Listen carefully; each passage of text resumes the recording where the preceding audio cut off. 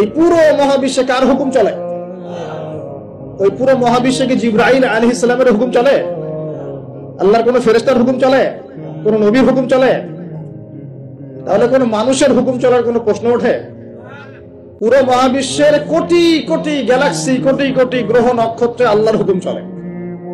সূর্য পর্যন্ত ডোবার পরে আল্লাহর কাছে পারমিশন নেয়, আল্লাহ আগামীকাল উঠবো, আল্লাহ বলেন ওঠো, তাহলে উঠবে।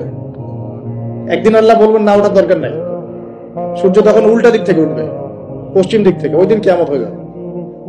যেদিন কিয়ামত হবে ওইটা হচ্ছে আল্লাহ পাকের ক্রোধের বহিঃপ্রকাশ, মানে রাগ থাকে না, যে ধৈর্য ধরতে ধরতে ধরতে ধরতে এক সময় যখন আপনার আর মানে আপনি আর পারতেছেন না, তখন একটা হাইপার হয়ে যান না মাঝে মাঝে, তখন মনে হয় আশপাশে যা আছে ভেঙে চুরে একাকার হতে বলেন।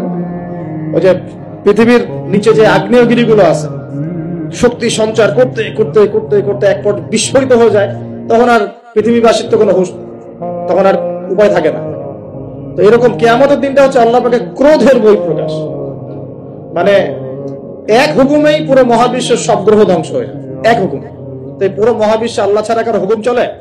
আল্লাহ সেটাই বলছেন, তাবারাকাল্লাযী বিয়াদিহিল মুলক, বরকতময় সেই আল্লাহ যার হাতে সমস্ত ক্ষমতা। যার হাতে কি ভাই? মুলক মানে কি? রাজত্ব।